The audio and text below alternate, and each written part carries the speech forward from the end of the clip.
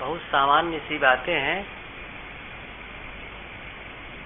हम लोग आपस में चर्चा करते हैं और कहते हैं कि भाई देखो, अपने जीवन को सुधारो, जीवन को सुधारो ऐसा कहते हैं, लेकिन उसका भाव क्या होता है? अपने कर्मों को सुधारो। जैसे अभी सुन रहे थे कि परिवार में सुख और शांति कैसे आए, समाज और राष्ट्र में सुख और शांति कैसे आए, ये तब संभव है जब सब लोग सुधरा हुआ जीवन जिए। सुधरा हुआ जीवन जिसका होगा उससे परिवार और समाज में सुख शांति निरंतर फैलती रहेगी। आखिर में अशांत क्यों होते हैं? कोई न कोई गड़बड़ी तो है, कहीं न कहीं तकलीफ तो है। कोई ऐसा कर्म हो जाता है लोगों से जिसके नाते हमारा समाज अशांत हो जाता है, परिवार अशांत हो जाता है और हम व्यक्तिगत रूप से अशांत हो जाते हैं, हम स्वयं दुखी हो जाते हैं। ऐसा क्यों होता है? हम भी दुखी हो जाते हैं, इसका भी कारण अपना ही तो है। ऐसा भी हो सकता है कि दूसरे की गलतियों को देखकर हम दुखी हो जाएं, ऐसा भी हो सकता है। अब परिवार है तो परिवार में कई लोग हैं, अब किसी ने गलत किया उसको लेकर के हम दुखी हो रहे हैं, तो क्या होगा उससे? किसी की गलती को लेकर दुखी हो या हम स्वयं गलत करके दुखी हो, भोगना किसको पड़ रहा है? अपने को ना, अपने को ही भोगना पड़ रहा है। जैसे हमारे घर में कोई दूसरा आग लगा दे तो नुकसान किसका होगा? हमारा। और हम ही आग लगा दें तो भी नुकसान किसका होगा? अपना। तो चाहे वो आग दूसरे लोग लगाएं, चाहे वह आग हम खुद लगाएं, दोनों तरह से नुकसान हमारा हो रहा है। ऐसे ही हम अपनी गलती से दुखी हो चाहे दूसरों की गलती से दुखी हो, वो दुख का जो जलन है, दुख से जो जलन है, दुख का जो ताप है, उसे कौन महसूस कर रहा है? हम ही तो महसूस कर रहे हैं। अब हमारी बुद्धिमानी क्या है? हम ऐसा कुछ जिए, ऐसा कुछ जीवन का सिस्टम बनाए जिससे हम उस आग से न जलें। साधना का अर्थ क्या हुआ? यही। जितने महापुरुष हुए हैं उन लोगों के जीवन में भी ऐसे लोग मिलते रहे जो गलत करते थे।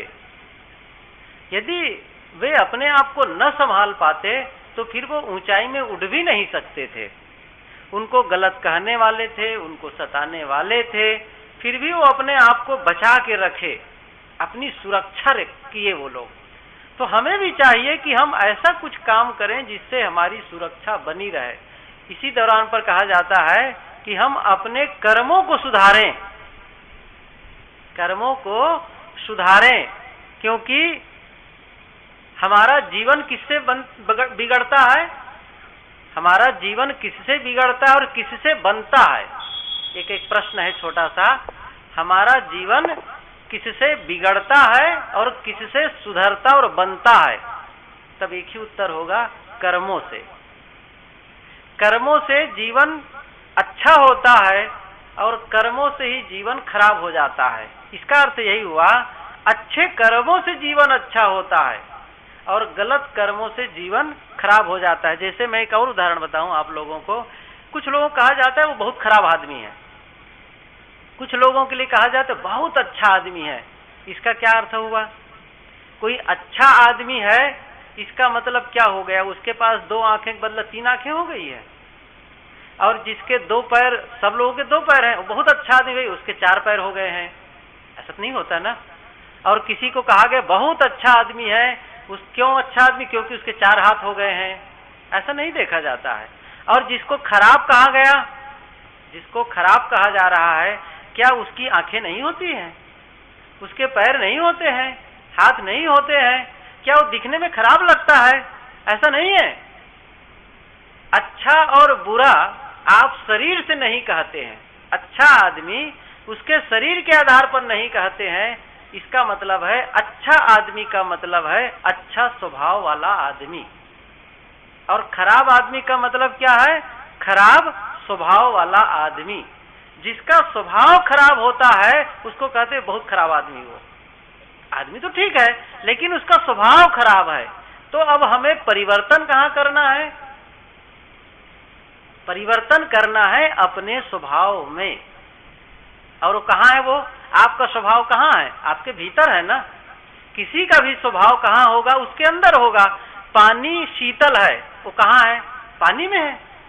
पानी की जो शीतलता है वो पानी से बाहर नहीं हो सकती है। आग गर्म है, आग गर्म है तो क्या आग के बाहर है? नहीं, आग के अंदर है। इसी प्रकार से हर व्यक्ति का स्वभाव कहाँ है? भीतर, बाहर नहीं है। और वहीं से जीवन का निर्माण होता है और वहीं से जीवन का बिगाड़ होता है। इसलिए आरंभिक बिंदु पर ध्यान दीजिए। यदि कोई कहता है कि अपने चोरी मत करो, क्रोध मत करो, लोभ मत करो, हिंसा मत करो, तो भला कोई चोरी को बंद कैसे कर सकता है? क्रोध को कोई कैसे छोड़ सकता है? क्रोध छोड़ा नहीं जा सकता है।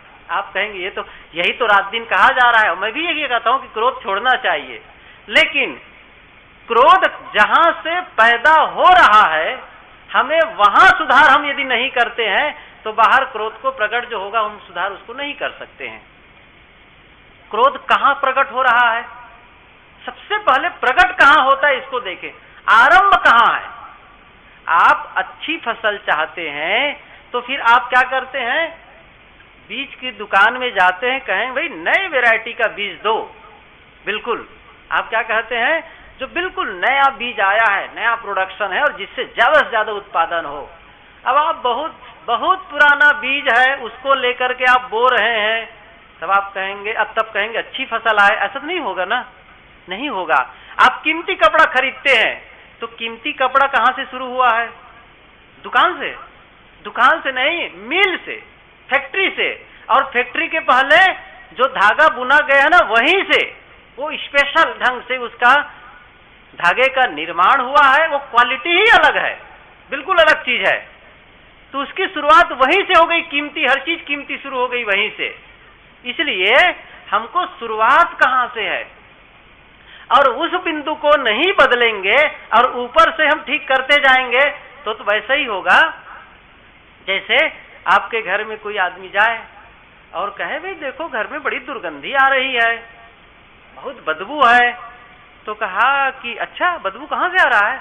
जरा खोजबीन किए तो क्या देखते हैं, एक वहां घर के अंदर में सामानों के बीच में एक चूहा मरा हुआ है और सड़ गया है। अब क्या किया जाए? उसको, चूहा मर गया है, तब क्या करते हैं? दुर्गंधी ना आए इसलिए क्या करते हैं? उसके ऊपर कपड़ा ढक देते हैं एक परत के। फिर क्या कर रहे हैं? फिर दूसरे परत कपड़ा ढक दे रहे हैं। क्या ये दुर्गंधी भगाने का तरीका है? आप कहेंगे क्या कर रहे हैं आप तो उसको ढक रहे हैं, ऐसा काम नहीं चलने वाला। या आप कहते हैं अगरबत्ती सुलगा दो, चलो ठीक है, तो आप क्या कर रहे हैं? अगरबत्ती सुलगा दिए। तो जब तक अगरबत्ती की सुगंधी रहेगी तब तक उस चूहे की दुर्गंधी नहीं आएगी। और अगरबत्ती की दुर्गंधी कब तक, सुगंधी कब तक रहेगी? थोड़ी देर तक। उसके बाद अगरबत्ती को बुझना है और फिर से दुर्गंधी आना है। सबसे बढ़िया काम क्या है? आप उस मरे हुए चूहे को उठा करके फेंक दो। ये अपना असली काम है। तो असली काम हम नहीं करते हैं। क्या? जहां से क्रोध की शुरुआत है, जहां से चोरी की शुरुआत है, एकदम भीतर से शुरू होती है चोरी, भीतर से शुरू होता है व्यभिचार और भीतर से शुरू होती है हिंसा, सारे अनाचार और सारे सदाचार। क्षमा कहां से शुरू होती है? दया कहां से शुरू होती है? करुणा कहां से शुरू होती है? दान कहां से शुरू होता है? दान जेब से शुरू नहीं होता है, दान मन से शुरू होता है। पहले से ही सोच के आते हैं मुझे इतना देना है। आप किसमें सोचे? पहले मन में। तब मान लो आपके जेब में नहीं भी होगा कदाचित, तब दूसरे भाई से कहेंगे अरे जो 10 रुपए देना तो मुझे गुरुजी की बंदगी करना है, फिर मैं घर जाके दे दूंगा। तो जेब से शुरू नहीं हुआ है दान, कहां से शुरू हुआ है? मन से। तो परिवर्तन कहां करना है? मन में। सबसे आरंभिक बिंदु है, सबसे शुरुआती दौर है, और उसका हम ध्यान ही नहीं देते हैं। अब कहते हैं क्रोध छोड़ो, क्रोध कहां से छूटेगा? नहीं छूटने वाला है। और इसीलिए बहुत सी व्याख्यान सुनकर, बहुत सी पुस्तक पढ़कर हम वहीं के वहीं बने रह जाते हैं, क्योंकि जहां काम होना चाहिए वहां हम आरंभ ही नहीं करते हैं, वहां शुरुआत ही नहीं करते हैं। मैं कल भी कहा था थोड़ी सी इस बात को लेकर के, हार्दिक इच्छा, हमारी जब हार्दिक इच्छा होती है उस चीज को करने के लिए, तो फिर हम रास्ता ढूंढ लेते हैं। अब जैसे कोई शराबी पहले यह सोचे कि मुझे शराब छोड़ना है, और उसे यह विश्वास हो कि मैं शराब छोड़ सकता हूं, तभी तो सफल होगा। सबसे ज्यादा कठिनाई शराबियों के लिए क्या होती है? उनको विश्वास ही नहीं होता है कि मेरे से शराब छूट जाएगी, और इसीलिए शराब बिना वो छोड़ ही नहीं पाते हैं। पहले वह इच्छा करे, जबरदस्त इच्छा करे कि मैं इसे छोड़ना ही चाहता हूं, चाहे जो हो जाए। और ऐसे उदाहरण आप लोग भी जानते होंगे, जब वो गहरी इच्छा कर लिए, पूरा प्रयास किए, तो छोड़ दिए। ऐसे लोग हैं जो अभी भी बीड़ी और तंबाकू को नहीं छोड़ पा रहे हैं, और ऐसे लोग हैं जो एक झटके में भी छोड़ दिए, और कुछ लोग हैं जो धीरे धीरे करके छोड़ दिए। क्यों? क्योंकि वो मन बना लिए छोड़ने के लिए। इसी प्रकार से हम किसी भी दोष को छोड़ना चाहते हैं, किसी भी कर्म को सुधारना चाहते हैं, तो सबसे पहला काम क्या है? हमारा मन बने वैसा करने का। आपस में झगड़ते हैं, अभी बहुत देर से चर्चा सुन रहे थे सास और बहू की, और ननद और भावज की। आपस में भाई भाई हो, पिता पुत्र हो, किसी भी दो के बीच या किसी भी परिवार में परस्पर या समाज में परस्पर संघर्ष होता है, और संघर्ष के बाद हम जब इच्छा करते हैं कि अब यह संघर्ष समाप्त हो, क्षमता और प्रेम पैदा हो, ये कहां हुआ? पहले मन में ही हुआ, और फिर हम उसको स्थापित करना चाहते हैं, प्रेम को स्थापित करना चाहते हैं, क्रियान्वित करना चाहते हैं, तो फिर वो उसके लिए हम पहल करते हैं, प्रयास करते हैं। जैसे आपको गर्मी लगी, तो गर्मी लगी कि भाई अब कूलर की व्यवस्था करो, मैंने कहा ना, तो पहले कहां आया कूलर के लिए? आवाज कहां उठी? मन में। अब आप उसके लिए पहल करते हैं, लाओ, कहां से लाओगे? यहां से मांग के लाओ, वहां से मांग के लाओ, ये भिड़ाओ, वो करो, सारी व्यवस्था बाद में भी घटित होती है। इसीलिए विचारक लोगों का यह कहना है कि निर्माण 2 बार होता है। कितनी बार होता है? 2 बार होता है। जो भी मनुष्य निर्माण करता है उसका निर्माण 2 बार होता है। मैं एक बड़ा सरल उदाहरण बताऊं, घर का उदाहरण बताऊं। घर का निर्माण कितने बार हुआ है? आप कहेंगे 1 ही बार, मैं कहता हूं 2 बार। तो पहली बार कहां होता है? मन में, जिसे कहते हैं मानसिक, और दूसरी बार कहां होता है? भौतिक। आप पहले मन में सोचे कि मुझे एक घर बनाना है, और मन में ही सोच रहे हैं 2 कमरे का बनाऊं कि 4 कमरे का बनाऊं। पहले मन में आप नक्शा बनाते हैं, और आजकल क्या हो गया है, वो मन के नक्शा को कागज में उतारा जाता है। क्या हो गया है आजकल मन में जो नक्शा बनाते हैं वो मन तक अब नहीं रखते हैं, क्या करते हैं? कागज में। और आजकल थोड़ा और एडवांस हो गया, उसको कहते हैं कंप्यूटर में। और कंप्यूटर में आप देख सकते हैं कि बनने के बाद आपका घर कैसे दिखेगा। जो सही आर्किटेक्ट होगा ना, वो आपके पास, आप जब उनके पास जाएंगे पहले ही दिखा देगा।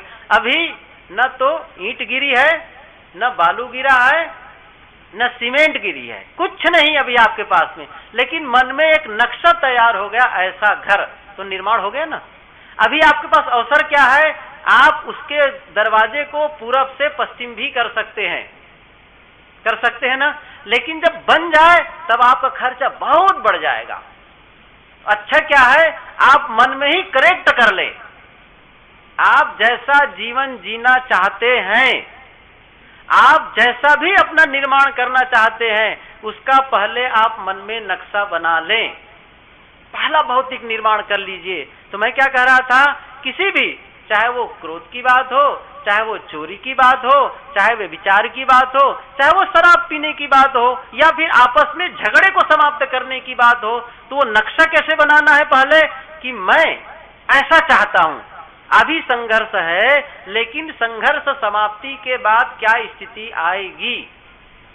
आपस में प्रेम से वार्ता करेंगे, मेरा जीवन शराब छोड़ने के बाद क्या होने वाला है, तो उसका एक नक्शा बनाए। अब उस नक्शा के अनुसार काम शुरू कर दीजिए। अब जैसे कोई मन में नक्शा बनाए घर का, कागज में नक्शा बनाए घर का, और उसके लिए बिल्डिंग मटेरियल गिराए ही ना, तब भी असफल होगा। सफलता कब होगी? मानसिक निर्माण के बाद भौतिक निर्माण के लिए पहल करे।